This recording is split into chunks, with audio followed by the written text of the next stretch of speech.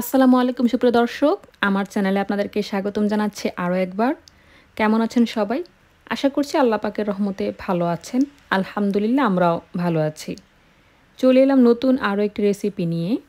আজকে আমি আপনাদেরকে করে দেখাবো দারুণ মজার ছুরি শুটকি ভুনা রেসিপি। ছুরি শুটকি অনেকেই অনেকভাবে রান্না করে থাকেন, তবে আজকে আমি যেই প্রসেসে রান্না করব সেভাবে যদি আপনি বাসায় রান্না করেন তাহলে সবাই আপনার রান্নার ভীষণ প্রশংসা করবে। খুবই ভালো হয় খেতে, আঙুল চেটেপুটে খাওয়ার মতোই একটা রেসিপি।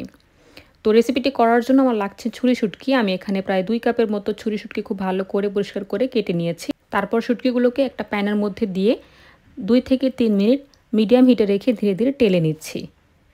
সুন্দর একটা ফ্লেভার চারিদিকে বের হয়ে গেলে বুঝতে হবে শুটকিটা মোটামুটি হয়ে এসেছে। এখন এর মধ্যে আমি পানিটা দিয়ে দিব।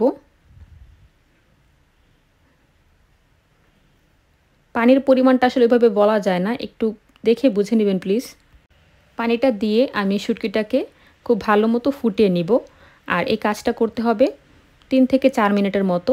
এতে করে যেটা হয়, শুটকি খুব ভালো মতো সেদ্ধ হয়ে যায়, কাঁটাটা ছাড়িয়ে নিতে সহজ হয়। তাছাড়া শুটকির যে উৎকট গন্ধ আছে অতিরিক্ত, সেটা চলে যায়। শুটকির উপরে যে ময়লা, বিভিন্ন রকমের মেডিসিন, তারপরে জীবাণু থাকে, সেটাও কিন্তু খুব সহজে চলে যায়। 3 থেকে 4 মিনিট সময় নিয়ে ধীরে ধীরে শুটকিটাকে পানিতে ফুটিয়ে নেবেন, তাহলে খুবই ভালো হয়। এটা হয়ে গেছে। এবার আমি গ্যাসের চুলাটা নিভিয়ে দিয়ে শুটকিটাকে পানি থেকে আলাদা করে নিব। তারপর এটাকে খুব ভালো করে ঠান্ডা করে নিব। একটু খেয়াল করে দেখুন আমি কিভাবে শুটকি থেকে কাঁটাটা আলাদা করছি। খুবই সহজ। আপনি যদি একটু সময় নিয়ে ধীরে ধীরে এটাকে ফুটিয়ে নেন তাহলে এই কাজটা করা সহজ হয়ে যায়। আর অনেক ক্ষেত্রে ভালো করে না ফুটিয়ে নিলে কাজটা একটু কঠিন হতে পারে। কাঁটাটা কিন্তু বেশ ধারালো। লইট্টা শুটকির কাঁটা কিন্তু না ছাড়ালেও চলে, কিন্তু ছুরি শুটকির কাঁটাটা ছাড়াতেই হয়, কারণ ছুরি শুটকির কাঁটা বেশ শক্ত আর এটা মুখে বাজে। তো এইভাবে কাঁটাটা ছাড়িয়ে নিলে খুবই ভালো হয়। তো আমি সবগুলো শুটকি থেকে কাঁটা ছাড়িয়ে নিয়েছি। তারপর একটা প্যান নিয়েছি। প্যানের মধ্যে দিয়ে দিলাম হাফ কাপের মতো সয়াবিন তেল, দিয়ে দিলাম হাফ কাপের মতো পেঁয়াজ কুচি এবং হাফ কাপের মতো রসুন কুচি। পেঁয়াজ, তেল এবং রসুনের পরিমাণ কিন্তু সমান রাখতে হবে। তো আমি সব কিছু একসাথে খুব নেড়ে চেড়ে ভালো করে হালকা ব্রাউন করে ভেজে নিচ্ছি। সেই পর্যন্ত অপেক্ষা করে যাচ্ছি।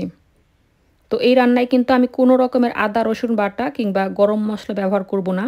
খেয়াল করে দেখুন পেঁয়াজ রসুন কিন্তু ব্রাউন কালার হয়ে গেছে, হালকা ব্রাউন হয়ে গেছে। এই পর্যায়ের মধ্যে আমি দিয়ে দিলাম 1 চামচ উঁচু উঁচু করে মরিচের গুঁড়া এবং 1 চামচ হলুদের গুঁড়া, দিয়ে দিলাম 1 চামচের মতো লবণ। এবার সব কিছু খুব ভালো করে একসাথে মিক্স করে নিলাম। এর মধ্যে আমি পানি দিয়ে দিচ্ছি প্রায় 2 কাপের মতো।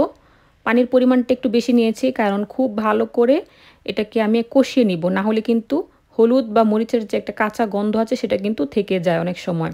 তো রান্নার অসাবধানতা বা